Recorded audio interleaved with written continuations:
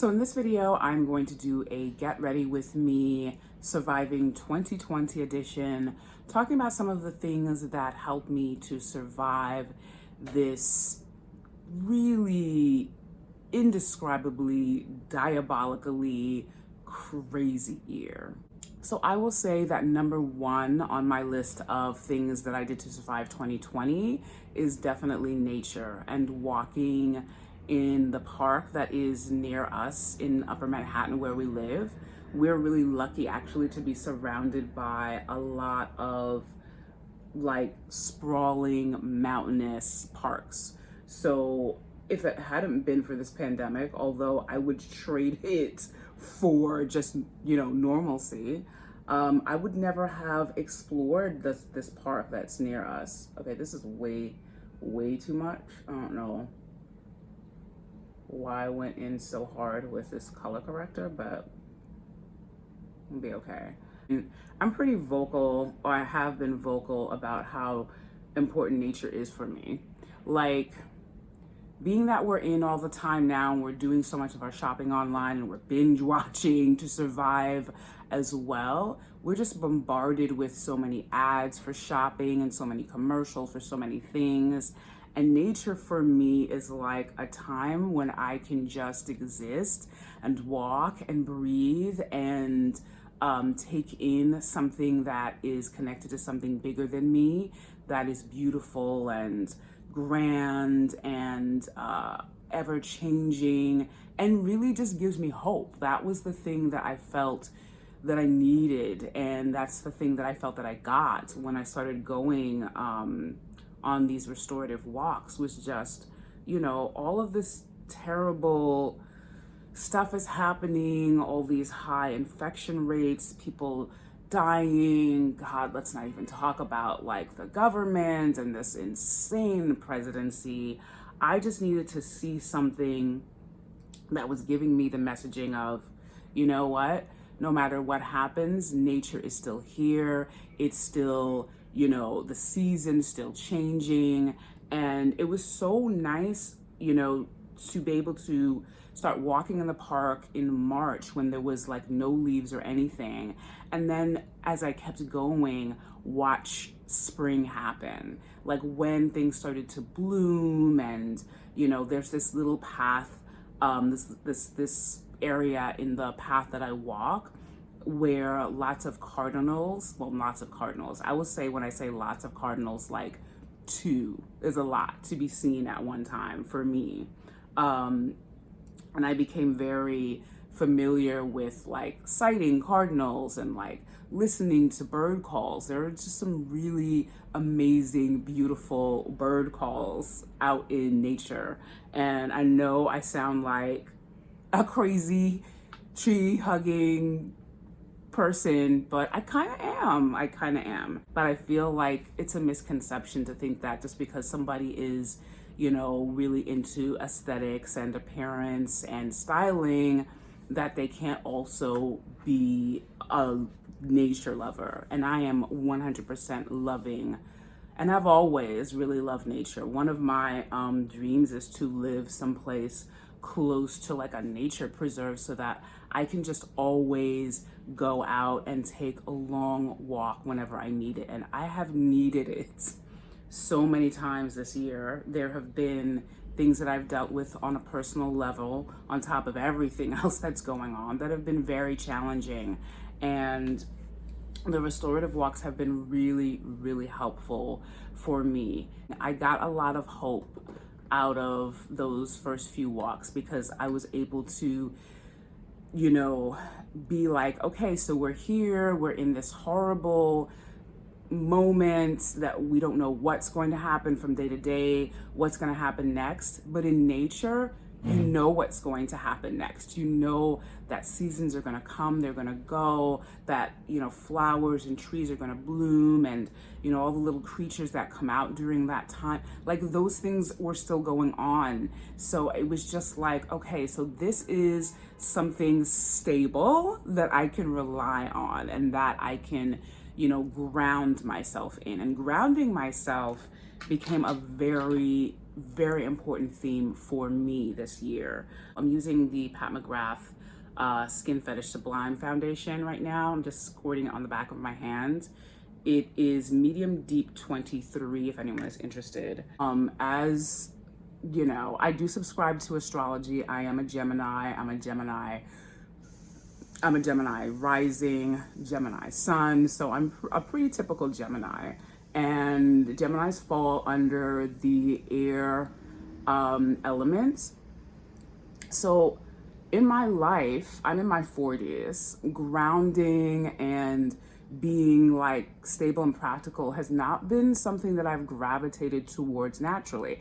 I'm more of like, you know, an escapist. I'm more of like something disturbing is happening and I want to be able to just take a break, just watch something or do something or go somewhere that will temporarily take me out of that mental space. But what nature has done for me this year has really allowed me to like be present, like be in the moment, and also really appreciate every moment too, and be thankful for every moment, even when it has been unbearably painful, like unbearably, just heartbreakingly painful.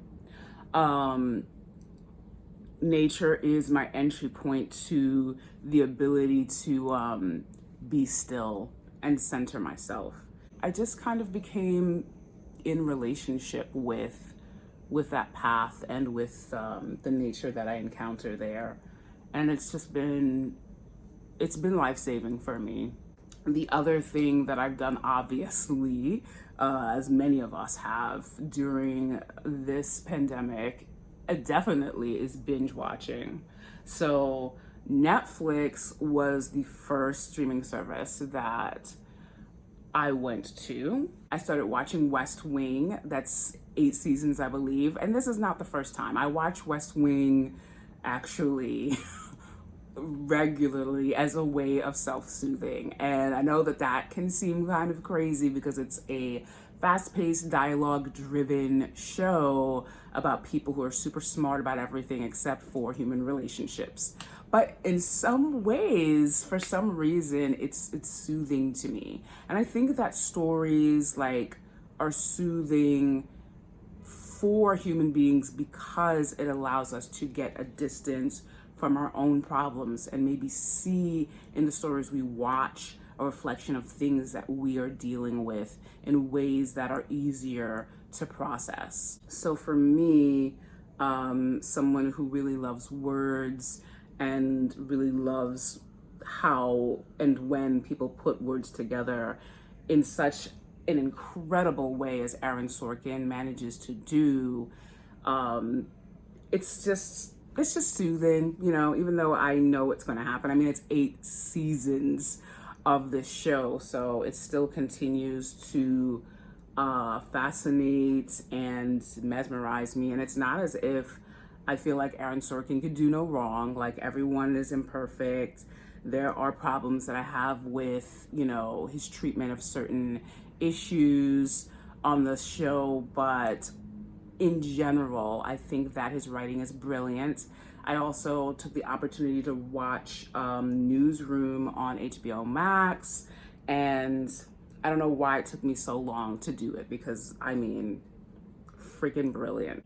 What else? We watched Netflix Street Food, which, I mean, I love food and I love travel. So that really satisfied, you know, the sense of like getting to know what a culture is like through something that is so impactful and really carries its community's economy and pushes forth its, you know, progress.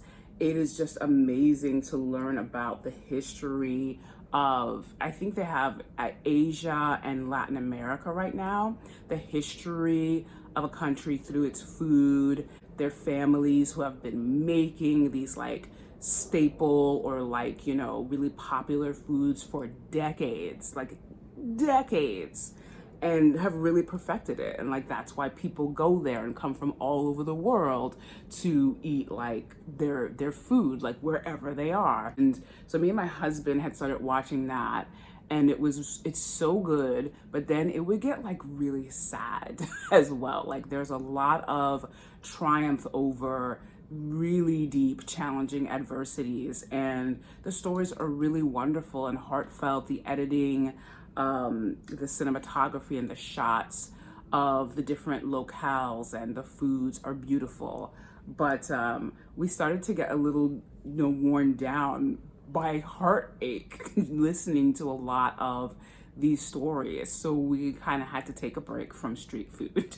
So this other series on HBO Max that was created by the Calm app, which is that app that was created for, getting people to meditate and relax, like having somebody with a really calming voice, like read you a story, that stuff. So the Calm app created a series of small, like, they're not documentaries, but just like narrated shows about one specific thing. Like Mahershala Ali narrates one about water. I think Kate Winslet does one about horses, and Zoe Kravitz narrates one about glass blowing. So my favorite in that series has been one called Living Among Trees. Surprise. And that one is narrated by Keanu Reeves, and I absolutely love it. Like, I just love the whole idea of dedicating a series to just calming your nerves, just relaxing and watching something beautiful and maybe unimaginable, and just with these gorgeous sprawling aerial shots. And it can be anything from like nature to the galaxy to like how chocolate is made and sourced. It's just, it does exactly what it says it has for me. And I loved discovering it. So the one called Living Among Trees is about this guy who lives in a wooden house in the woods somewhere, I don't remember where. And his whole thing is like, he's going to make a canoe out of a tree. And the whole process of how he does it, just hollowing out the tree, drying it out, sealing it so that water doesn't get in when he takes it out on the water, is just incredible. And Keanu Reeves just does such an amazing job. It feels like he's just in it, like he definitely has a really great calming voice. So that one to me is just magical, as you can imagine, because I love trees so much, and they're just amazing shots of like forests and just like tall trees. And there are so many elements involved in making this canoe, and the way that it's edited is just so beautiful, so that you can actually see what goes into creating this canoe out of a tree. So let's see, what else have I binge watched on HBO Max? There's a show called Love Life with Anna Kendrick, and I really like Anna Kendrick. I think that she is funny and she's cute and she's smart, and it's basically just stories about how she eventually finds the man that she ends up with, the love of her life, or whatever. But they're very irreverent about that ultimately, which is unexpected. And it starts out pretty light with her and her roommates, and I think she's like an NYU student or something. She's an art major, and just all of the different relationships that she's in, all of the different men that she meets, and the journey to kind of like herself, really, because it ends up being more about her, obviously it always is, than it is about this man, right? And I thought it was good. I thought it was really good. I really love Anna Kendrick's humor. I think it's I don't know if she considers herself to be a comedian. I think that she does straight acting and comedy equally well. Like, I don't know if anyone else saw A Small Favor with her and Blake Lively.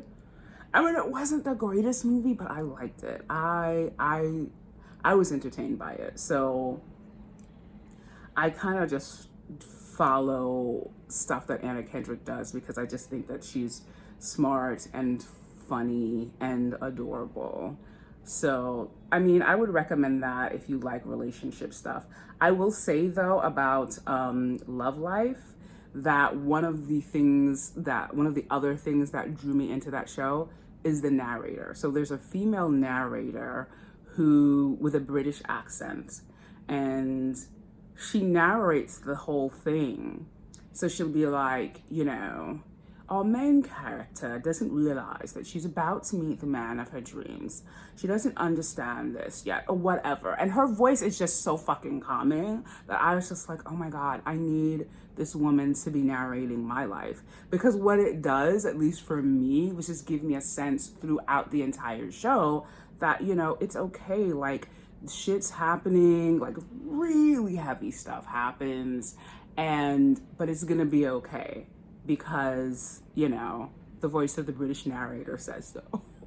I know that it is a stereotypical American thing to be obsessed with, you know, the British accent, but I'm not apologizing for it. I love the British accent, fuck it. I have family in England because I am of West Indian descent, so I don't care. Like, I remember meeting my cousin for the first time, and he has this deep, thick Cockney accent. I didn't know what the hell he was saying, but I was just like,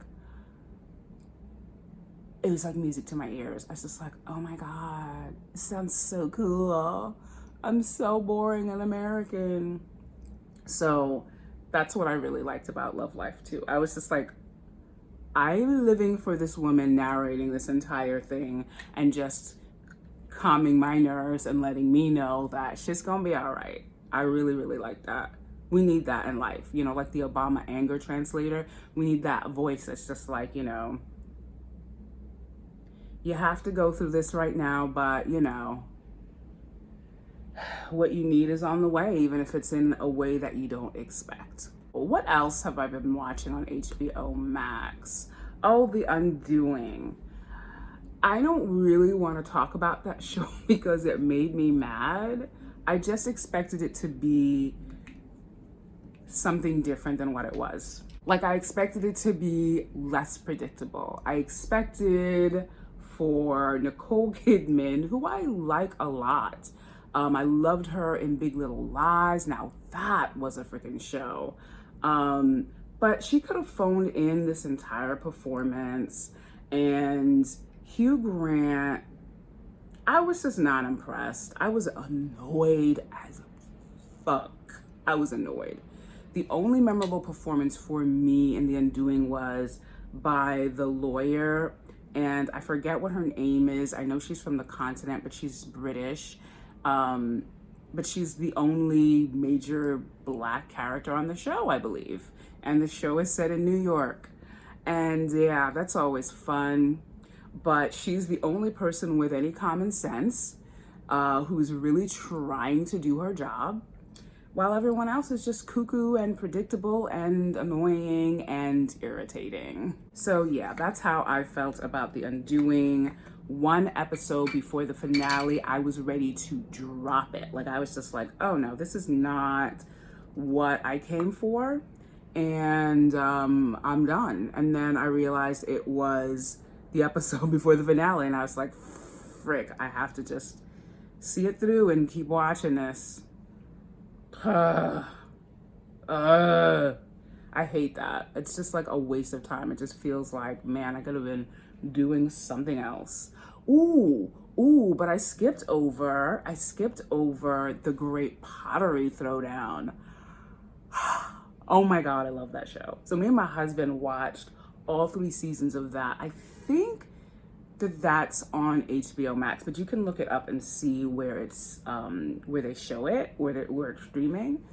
Yeah, I had no idea how much I love pottery. Like, that show just makes me feel like right now, if we were able to go out and do things, I would be taking a pottery class. I have wanted to do pottery for years, and this show just makes you want to do it. At least it made me want to do it.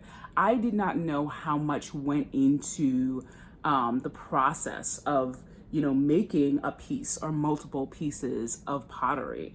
And it's just such a rewarding, heartbreaking experience, you know, because there are things that can go wrong that may or may not be your fault. It's like you make the thing and then it goes to dry, and it can expand and it can break and it can explode when they put it in the kiln. And then they do like this firing process called raku, I believe, which is Japanese, which is all about like the creativity of chaos and burying your piece in the ground and putting stuff on top of it to make random patterns and then pulling it out to see what happens. Like, I love that kind of thing where it's just like you just let nature and fire create the thing for you that's like totally unexpected, and it can come out amazing or it can come out not so great. Like, you're just leaving it up to chance. I freaking love that show. Yeah, the other thing that I love about Great Pottery Throwdown is how supportive everyone is of each other. Like, it's not like I like process reality TV shows. I like creative challenges. I like Project Runway. I love to see the vision of a piece, from the drawing, from the illustration, from the conception, all the way to execution. I fucking love that. I love it. And so the Potters, they're always just so nice to each other, so supportive. They're all having fun. I'm not familiar with the hosts and the judges, but I mean, I have become familiar just watching the show, and they're just, you know, they're funny and lighthearted, but also very serious about what they're looking for. I have to say that my favorite challenges, because you start to see the pattern after the first couple of seasons, are like the teapot sets, like the tea sets, and they do chest sets as well, and they also make toilets. It's just amazing to watch someone make a toilet, and they have to be like really interesting, like fun themes, like something that has never been seen before. I want so badly to make a tea set. Like I said, I'm of West Indian descent, so the nature of being colonized by Brits really does trickle down. You know, I had a little tea set when I was a girl that my mom got me. And I think that to make my own tea set with teapots and the cups and the toast rack and, you know, the sugar bowl, just imagine making that on your own and just having like a one-of-a-kind tea set, or whatever the heck it is you like plates, bowls, vases. I love crafty stuff. I love knowing that something was made by someone's hand and there will never be another like it again. And so much about the way that pottery is done now is the same as it's been done for, who knows, like maybe thousands of years. I know that glass blowing is the same process. I did do a glass blowing session with my husband as part of one of our wedding gifts a few years ago, and it's no joke, dude. You're working with some dangerous elements, and what comes out of it, it's just beautiful. Like it's there are things that you can really feel like you had a piece of, that your energy is in it when you make it, you know, from scratch. So yeah, the Great Pottery Throwdown, I miss that show all the time. I miss it every day, and I'm really excited for them to do a new season, although I have this fear that's always impending, that like what happens when, like what if this keeps going and like nobody's able to like really safely do productions of anything again. So I try not to think about that too much. Another show that I watched on HBO Max that seemed to go by really, really quickly is Betty. And it's about these young girls who are like skateboarders in New York.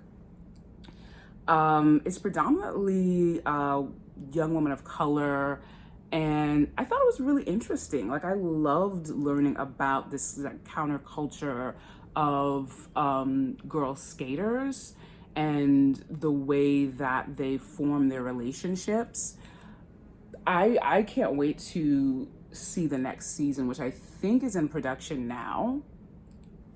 And the other thing that I really liked about Betty is the New York scenery. Like, it is all over New York, all over like the Village, and like, you know, I think it's Tompkins Square Park, and oh gosh, Washington Square Park as well. And there's some fantastic scenes in that show that just without words show the unity and the power of women together against the odds, you know, of patriarchy and marginalization and beauty standards and ideas of what femininity and womanhood is supposed to be. So yeah, I really like that show as well. So I'm just gonna put some bronzer over my already contoured places on my face. And the other thing that has really helped me this year, and I've always been aware of how much my cat, our cat, the cat, has been therapeutic for both me and my husband. Like, we are very overprotective cat parents, and our cat's probably definitely spoiled. He's sleeping on the edge of the bed right now. Taking care of the cat, because we don't have any kids, has been a way for me to get out of my own head. So when I'm like, you know, when I've been wrapped up in or overwhelmed by, you know, thoughts of anxiety and being challenged by some personal, like really deep and hard experiences, the cat needs to be fed. The litter box has to be cleaned. We have to play with him to get him to run his energy down so that he doesn't keep us up all night. And these are things that just have to happen. So it's just been the best way for me to get out of myself, to get out of my head. And it's a welcome thing for me because I love cats. I love cat personality, and I'm always happy to just have them around to just like hold and pet, and it's soothing and healing for me to be able to calm him down and to make him feel at ease as much as I possibly can. So for eyes, I'm going to be using this palette by Juvia's Place, which I never did review. This is the Nubian Royale palette. So yeah, I just can't really say enough about how important it is to get outside of your head, or for me anyway. It's because I'm very cerebral. Like, I can just spin a whole lot of extra unnecessary, you know, chaos in my head that I don't need. We've had this cat for, I want to say 4 to 5 years. I never get tired of him. I never, you know how cats are always curious? Like, he's always curious. Like, we live in this little apartment and he's always just sniffing things and, you know, being curious and suspicious about noises and seeing things that we don't know what he's looking at. He was obsessed with the incense burning for weeks. Like, he would just stare at it. And I am just constantly fascinated by his constant fascination. I think that he sees little things that we don't. And I learn a lot from that, you know? There are a lot of things that he's a pain in the ass about, obviously, like, you know, most mammals. but it's worth it to me. I know that, you know, cats are not everybody's cup of tea, and I totally get it. Like I love dogs. I think I really have had a greater appreciation for dogs living with my husband, because my husband loves animals, period, but he really, really loves dogs, and he loves this cat. Like him and this cat have a completely different relationship than I do. And I love to watch him with the cat. So the cat has really been just really restorative for us as well. Like, you know, the way that nature is restorative and healing and soothing and calming and centering for me, the cat has also gives us that sense of duty and responsibility and joy and laughter. Like we're always just laughing at him. We're like make up dialogue for him. You know, we stare at him while he does things like clean himself or run up and down or hop into boxes, because he's obsessed with boxes. He loves a box. And right now we have plenty of boxes. Like the holiday season has just made our hallway into like a freaking warehouse. So the cat is very happy, just jumping up and down on boxes, in boxes, like all day. So the other thing that I have been loving that has made being at home a joy has been these scented candles from Posh Company Candle, I believe. I learned about them from the Hearts and Cake 90, and let me just tell you right now that I am so thankful to her for doing this video that she did, and she does often, like these videos of Black-owned products that she's been enjoying.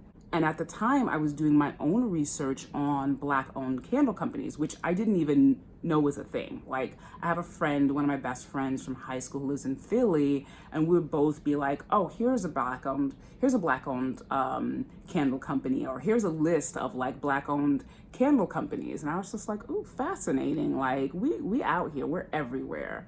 But the Posh Company candle, girl, I bought on Black Friday, like, I don't know, like 3 or 4 candles. I got Black Girl Magic. I got a Walk in the Garden, which is the one that I'm burning now. They have names like Bad and Bougie and Boss Lady. So all the candles are named, you know, terms like this that are of the culture.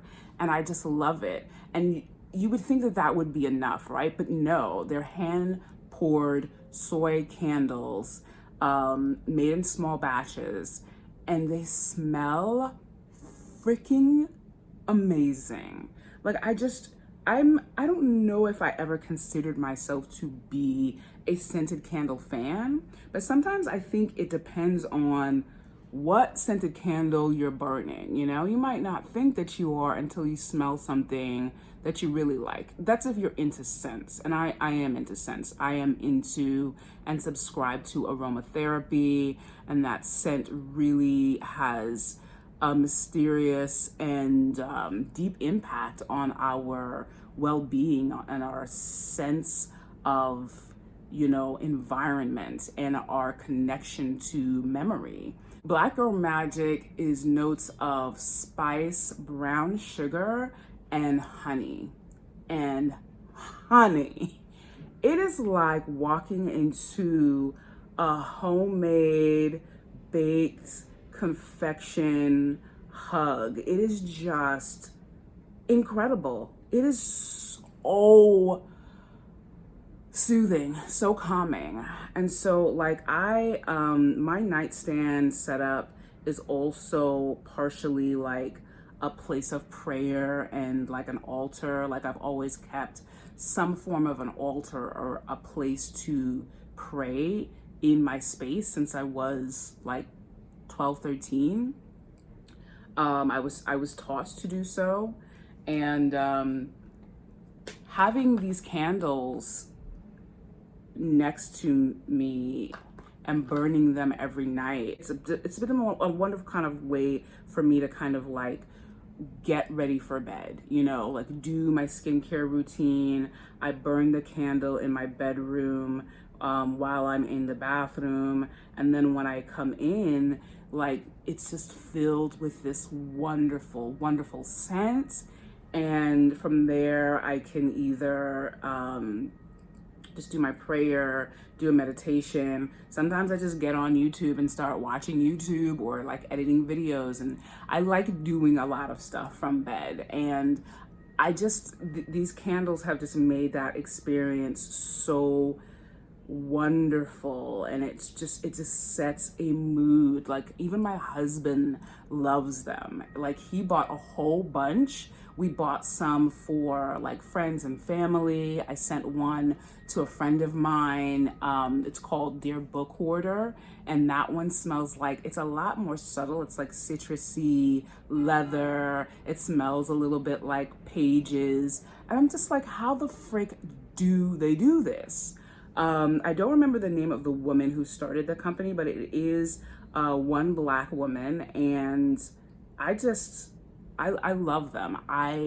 The sale that they had on Black Friday pretty much sold everything out. So they're going to be launching again in January. And when I tell you, I'm just waiting. I have like the date in my calendar because I'm getting my faves. Black Girl Magic, A Walk in the Garden is a more optimistic, just really like up fragrance that I love. More suitable for like spring than this season, but I still love it.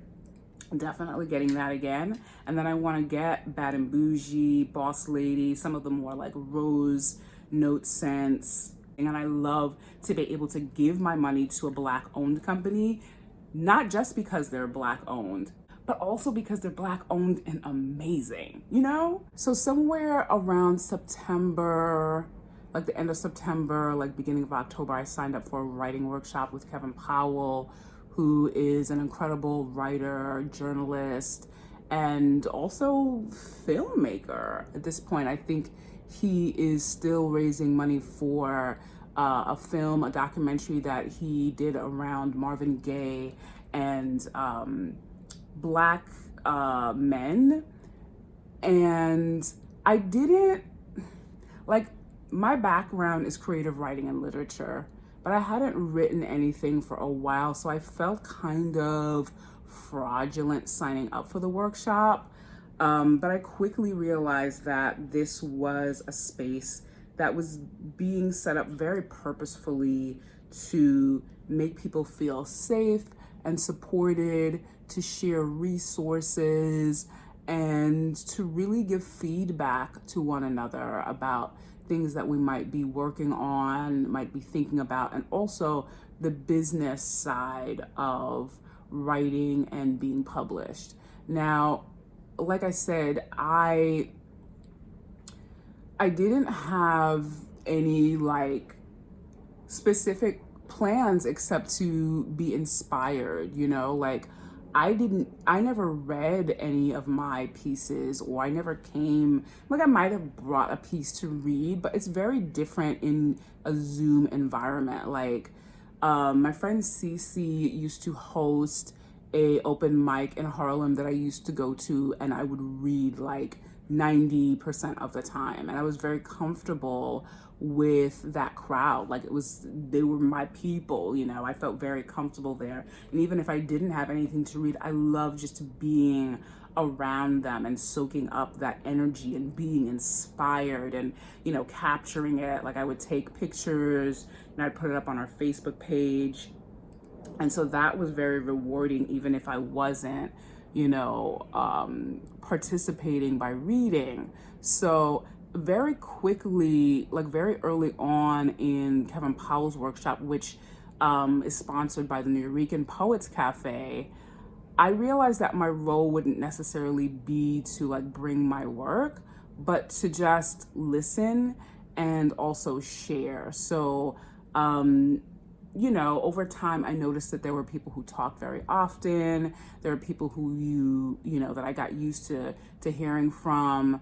There were people who showed up that never showed up again. There were people who like spoke for the first time after like a month. And there were people who like never spoke, who were just there to be supportive or to be inspired and listen.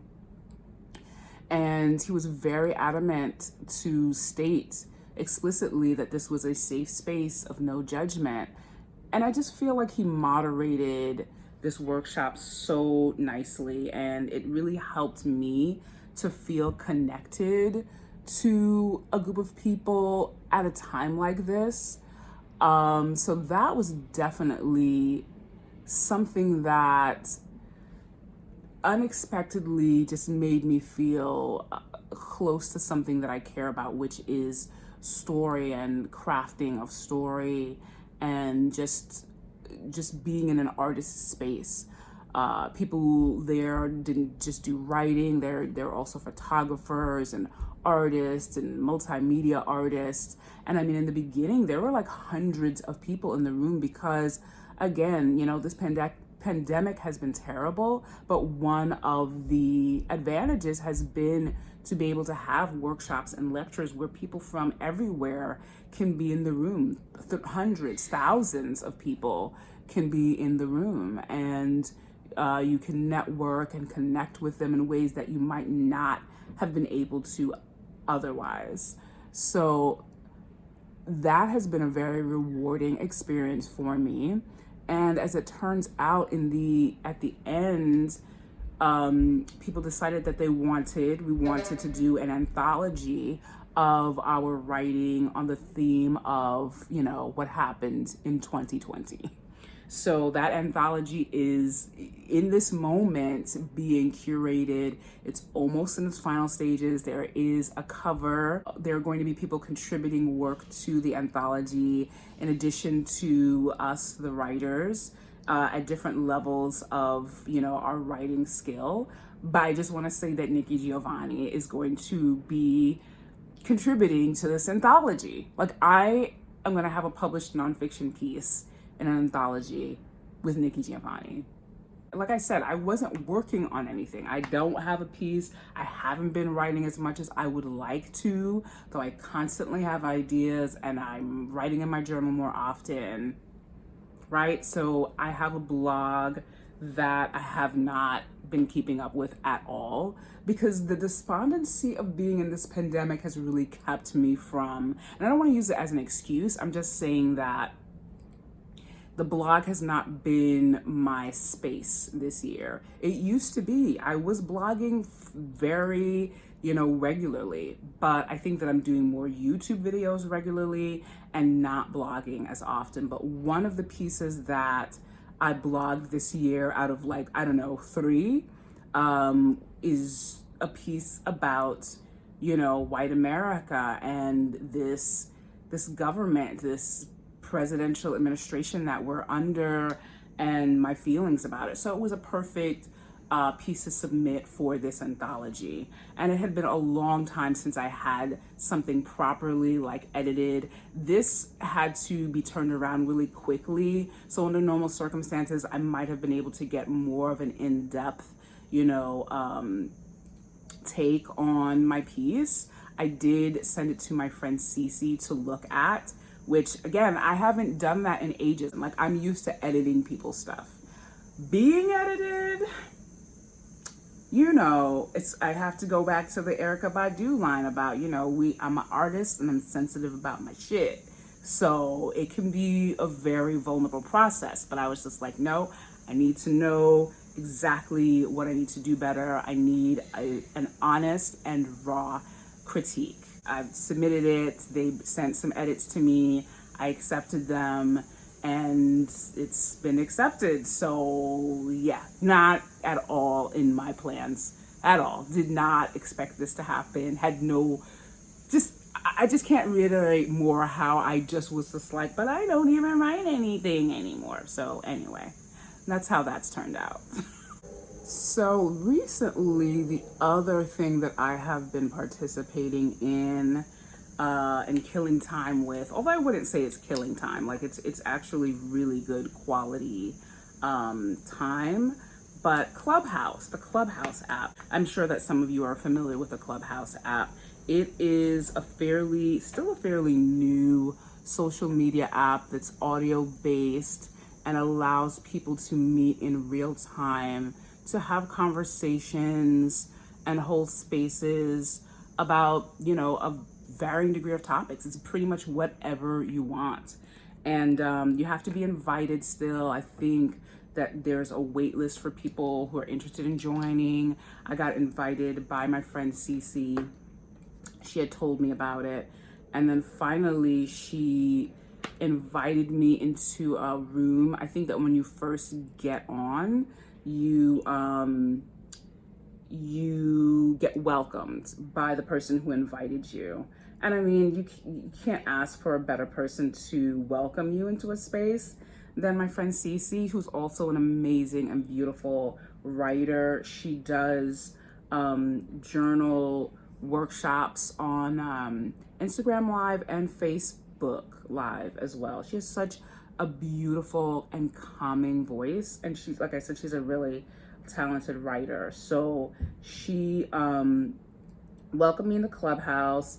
I think there's one other person in my contacts who was there as well.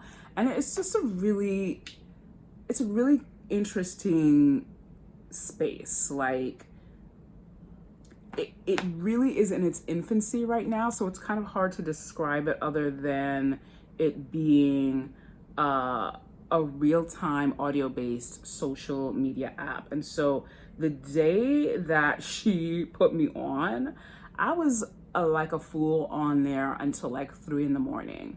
And so the way that I will explain the reason for that is because I was just so starved for interaction with people. Like, I was just like, oh my God, like I got my tarot read. I had like a chart reading, astrological chart reading. Like there was a room that her friend does called What Did You Watch Last Night? I freaking love talking about film and like TV. We talked about The Undoing. It was just so great to be able to get that stuff out and to talk about that with other people.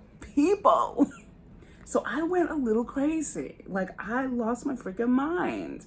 And I had to recover from that shit for about a week afterwards because I'm old. And I can't be up until 3 a.m, especially since I believe it was a work week. I don't know what I was thinking. Like I said, yeah, I know what I was thinking. I was just like starved for intellectual, stimulating conversation. And that's no shade to my husband, but we, the healthy part of a relationship, one of many healthy things is you cannot wear your partner down. They cannot be your all. And, I'm very aware of that. Like, I would never want to be like, hey, babe, let's do everything together. Let me talk to you about everything. I'm like, no, you have to have other spaces, other friends, just other ways to, to get your information, your networking, your social fixes. So Clubhouse is a really great place to do that. Just gathering people together around a topic of interest or something that you want to float out and get feedback about. Like, it's kind of limitless at this point within the confines of, its rules. So I found it to be a lot of fun. I was in a room, my friend Vincent, who is an incredible educator, and he pinged me into a room where they were discussing the definition of OG.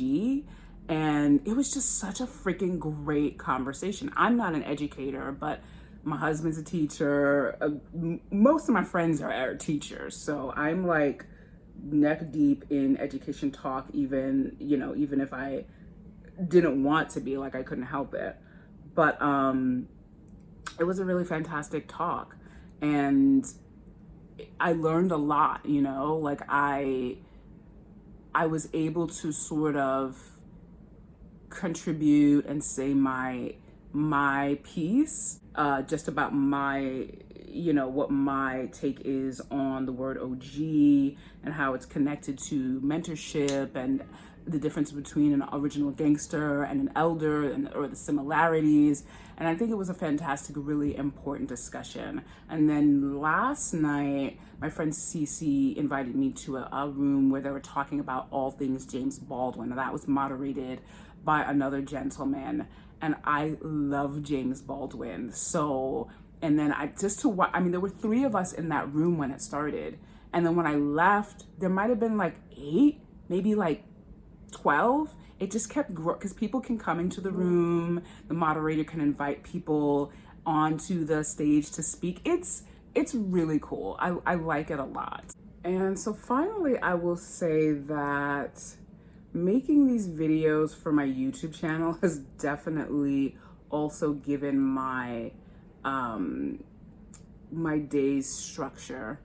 I don't get paid for this. I don't have any affiliates. I don't get PR. I don't get things sent to me. Like, I just do this for fun and for the engagement.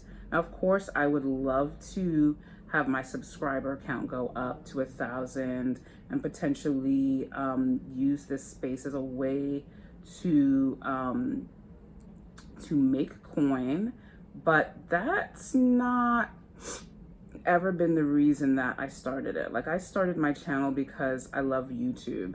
I watch, I want to say, just as much, if not more, YouTube than I do television, because television is such trash these days. Like, I flip through channels, I give it a chance, and then I just go into streaming. It's like music. Like, does anyone listen to the radio?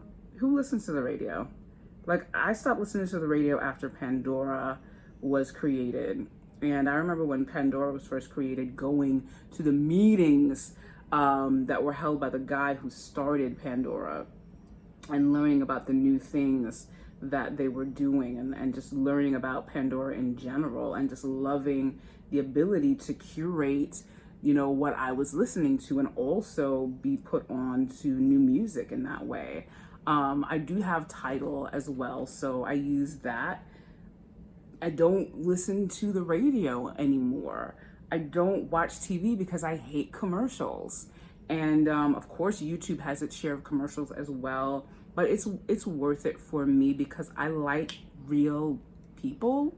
And of course, I know that not all the real people here are always keeping it real, but it's still more interesting to me most of the time than watching a lot of the things that are on TV right now. Like, I just like the idea that whatever is happening on YouTube, and I generally keep my watching of YouTube very Black, and as it turns out, very female, because I watch a lot of beauty-centered stuff. I like the idea of knowing that we are doing this work, all of it, for the most part. I know some people have editors that work on their videos, but most everyone does this on their own, records, does their reviews, does their opinion pieces, and then goes and does all this editing. And so it's like, it's work, it's a job. And this is a job that I have assigned to myself. And that I try to be consistent with. And I feel like I have been more consistent than I ever imagined that I could be. Putting out 2 videos a week, like, people do way more than that. But I just decided that that was what I was willing to do. And I just sort of set myself the goal of trying to do it. This week, I don't think that that's going to happen because I've just been feeling really lazy. The holidays are coming. I'm off this week, so I'm just really lazy. And, there are other things like, makeup launches are not what they used to be. Like, I'm just not as excited about makeup as I was when I first started this channel. And I can't get excited when there's not any real genuine excitement. I'm always excited for things that come out of Fenty. I definitely have gotten the lip cream glosses, and I will swatch them at a later date. But I'm not really excited about makeup launches lately. I want to be, but I can't fake excitement where there is none.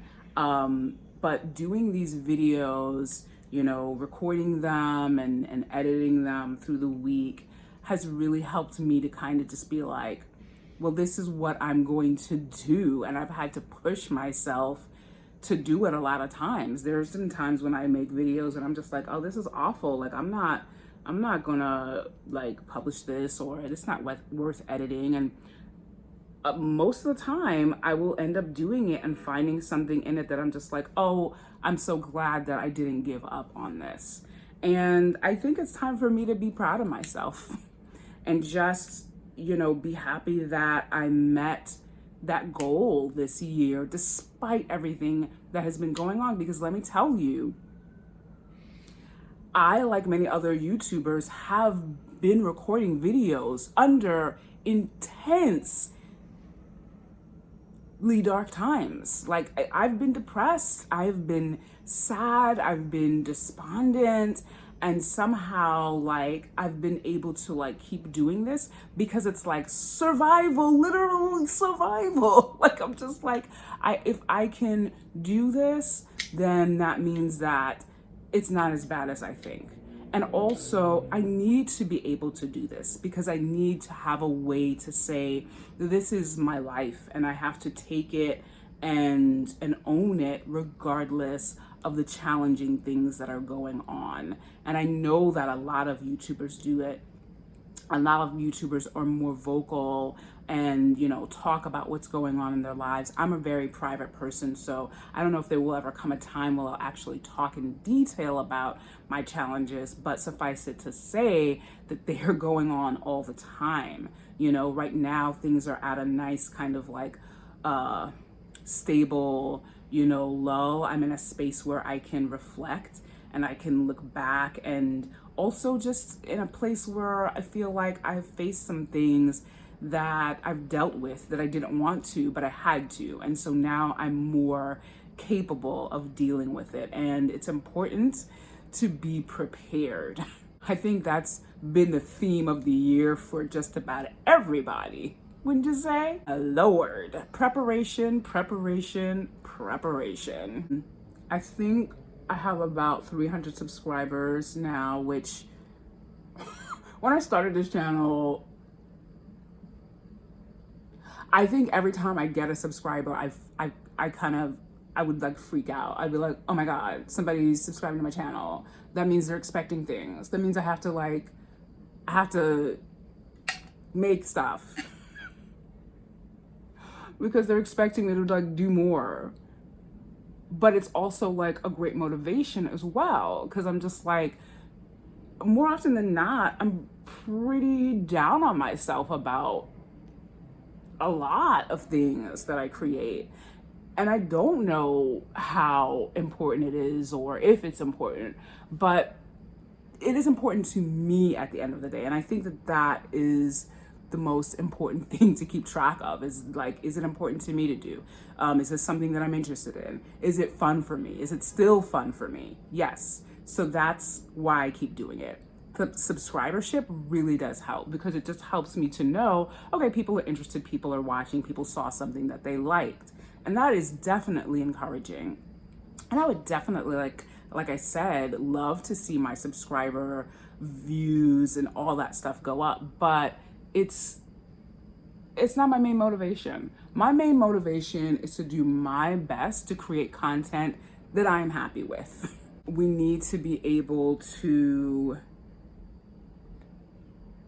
see some sense of normalcy somewhere, even if it's no longer in alignment with the reality that we are living presently. You know, there are times when I'm just like, well, do people care about this anymore? We're wearing masks all day. Like, does any, like, you know, but again, I have to go back to like, do I care about it, you know? Am I still getting lip glosses right now? Yes. They may be one of the few things in makeup that I'm still excited about. So that has to be my goalpost. That has been my goalpost that has kept me creating content on this channel. It's always inspiring to me, again, to watch others and see how others do that. Like Evelyn on the internet is one of my favorite YouTubers. I think that she combines topical conversations, and you know, she's done her share of like beauty stuff too, though she doesn't necessarily take it as seriously. But I love that. Like, I need for people not to take this so seriously. And I understand those that do take it seriously because it's their job and they have to get collabs and PR and they're getting paid. But Evelyn always shows me that there are multiple ways to do that, you know, that you really are the person who can decide how you want to present yourself, and you know, what you care about doesn't have to limit you. And I think I just want to bring a little bit more of myself to my channel in that way, like maybe start doing some vlogging. I definitely need to get a new camera for that. I'm still working with my iPhone right now. I have a new ring light. We've had it here in the apartment for some time now, but it is a Christmas gift, so I have to wait until I can open it. I'm super excited for that because this light right here, like, it's given me its best, but I need some just more subtler like lighting sources, you know, not just like super bright and like super dark. And it's also very wobbly on its stand right now. So I'm like, I've got this whole operation on like tape and paper clips right now. I'm not quite sure, outside of just like technical stuff, like getting a new camera and a ring light. And I have a little tripod as well that I can like put in other spaces if I want to do this, you know, someplace else besides my bedroom. But outside of that, I haven't quite figured out what new things I want to bring to my channel. I just know that I want it to be a little bit more personal, a little bit more about current events, a little bit more about other things that I care about in the arts and, you know, in social justice as well. I think that Nappy Headed Jojoba does that so freaking well. Like, I look to her video for a lot of inspiration in terms of how to do that. So it would be interesting to me to learn about what things you guys have been doing to survive this year. You know, this has been a year like no other. It's been a year that no one could have predicted, and we're still living in a state of not knowing what's going to happen from one moment to the next.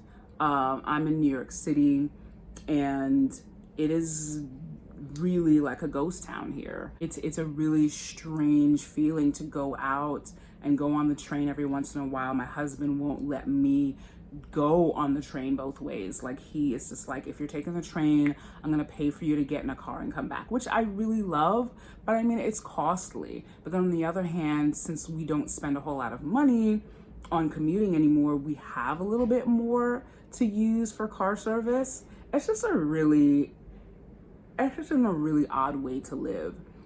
And when I was in the writing workshop with that Kevin Powell did, I learned about the ways in which other people of color living in other parts of America are dealing with what's been happening and on their jobs, the kind of racism and prejudice they face.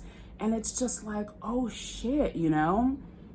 You can be very myopic about what is happening when you're only experiencing your own point of view. But when you learn about what's happening with other people in other parts of the world, how they're affected by this pandemic, it's just mind-blowing. And it can make you feel both helpless as well as informed and empowered. And I think it's really important, the role of documentarian and recorder, to be able to look at this time. Because a lot of times I'll be outside and I'm just like looking at stuff and I'm like, this is all temporary. We are living history right now, you know, and there have been many moments where I just look around and I'm just like, I gotta really appreciate what I have that is good. It's not a small thing to be able to pay your rent and to be able to go out and shop for groceries. It's not a small thing to have clean running water. You know, we take it for granted because if we've always had it and it's never been interrupted, we just assume like this is just the way that it is everywhere, and it's not. And for people who are living from paycheck to paycheck, I mean, there's no middle class anymore. There's no kind of like space like that to kind of feel like, well, you know, we can always rely on the fact that we're always going to be employed gainfully, or that, you know, some catastrophe is not going to come along and just fuck everything up the way that it is. That happens in other places. That doesn't happen here. This has always been such a safe neighborhood. I feel like all of the things that I have been fearful of, that I watch on TV, that happens in other countries, in third world countries, has finally washed up on our shore. And all science and fact points to that it is absolutely inevitable, that this was going to happen, that people knew it was going to happen, and that unfortunately our leadership knew and didn't give a shit.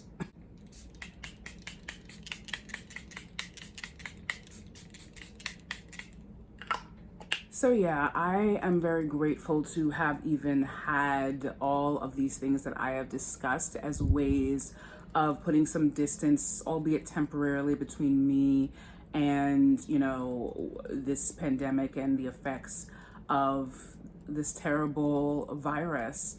At this point, everyone that I know has been touched by it, and who knows what will happen in the future, but it's really important to have spaces, to have people, to have relationships, and to have ways of connecting so that we don't get overwhelmed by a sense of hopelessness. And, you know, I attended my first funeral during this COVID time, and it was just terrifying to want to pay your respects to someone dear, and also be terrified of like being outside of your home and being in a space with more than like 10 people and having to manage all of that at the same time. It's freaking insane.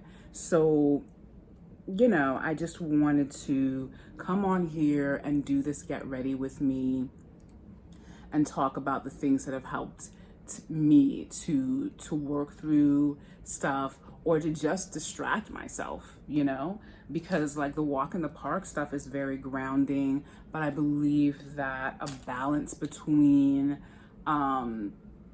being present and also being able to, you know, escape in the ways that we can now are really important. To be able to get distance and reflect, and also to just watch something mindless, like do something, some, you know, quote unquote guilty pleasure, you know, and just moderate it, you know, just make sure you're not going too far on one side or the other. That's been key for me. I hope that you enjoyed this video.